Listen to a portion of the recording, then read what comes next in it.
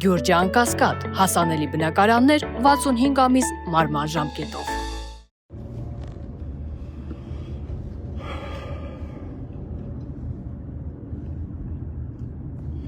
Բարև ձեզ հարգելի քաղաքացիներ, բազմաթիվ զանգեր եմ ստանում լրագրողներից, քաղաքացիներից, հայտնում եմ ձեզ, որ Թովմաս Թովմասյանի գործով այս պահին ունենք հետևյալ դրական զարգացումները։ Հիմա 3:52 է ժամը, Մասիսից ես շարժվում եմ դեպի Երևան, ուրեմն Թովմասին հիշեցնեմ 3 օր առաջ 72 ժամով, ժամը 15:30-ին ձերբակալել էին Պետի քաղաքից ոստիկանի հետ միջադեպի պատճառով, մեղադրանք չկա, ուրեմն գործը ներառում էր նաև ապրիլի 26-ին այդ ենթադրյալ դանակահարության դրվագը մի մարդու, որը որ այդ ժամանակ ազատ ֆրֆռում էր, հիմա արդեն կալանավորված է, գիտեք ու մասին է խոսքը, անուններ չեմ ուզում տամ, և 3 օր ինտենսիվ քննչական գործողություններ, 2 օր ինտենսիվ քննչական գործողություններ էին կատարվում, վարույթը տեղափոխվել էր հաջորդ իսկ օրը Մասիս քաղաք և սպասում ենք ինչ հանգուցալուծում պետք է լիներ։ Ժամը ուղիղ 15:30, 72 ժամը դրանալու պես Մասիսի քննչական բաժնից նա ազատ արձակվեց և քիչ անց քննիչը մեզ տեղեկացրեց, որ դրա նկատմամբ մեղադրանք այս պահին առկա չէ։ Դա նշանակում է, որ դատախազը նման որոշում չի կայացրել։ Դատախազը նման որոշում չի կայացրել, որտեղ մեղադրանքի որոշողը դատախազն է։ Իսկ եթե չկա մեղադրանք, բնականաբար չի կարող լինել նաև խափանման միջոցի հարց։ Այսինքն մենք ազատ ենք, սա չի նշանակում, որ վարույթը ավարտվել է, վարույթը շարունակվելու է, բայց այս պահին ազատության կամ որևէ այլ խափանման միջոցի հարց չկա։ Ես ուզում եմ ոչ միայն իմ, այլև Թովմասի ընտանիքի կողմից բոլորին շնորհակալություն հայտնել, ովքեր որ այս ընթացքում հետաքրքրվում էին, աջակցում էին այն հանգամանքը, որ գիտեք, այս գործը ճյուղավորում է բուն գործից, աջակցում էին ընտանիքին, այն ընտանիքին, որը ամիսներ շարունակ արդարության որոնման մեջ էր և արդարությունը սկսեց շոշափելի դառնալ միայն այն բանից հետո, երբ որ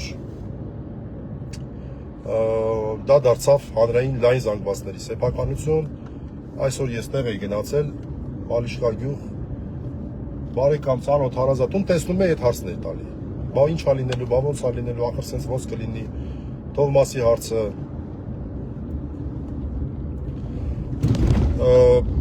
Թովմասի հետ խոսել եմ, Թովմասը արդեն վերագտել է իր այսպես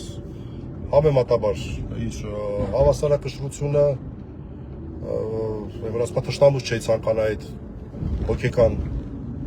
եւ հոգեբանական վիճակում հայտնված լինել, նրան արդեն այս ընթացքում տեղեկացրել եմ, որ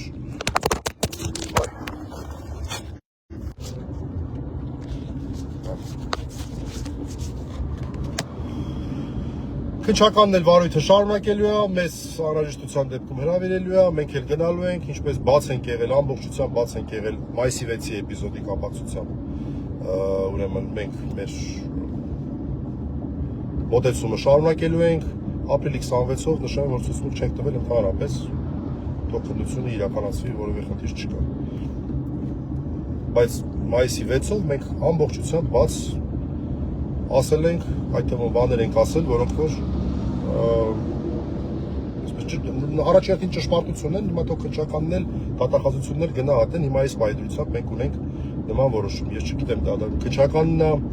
ինչ որ միջնորդություն արել, որպեսզի չլինի ինչ որ որոշում կամ դատախազությունը, չգիտեմ։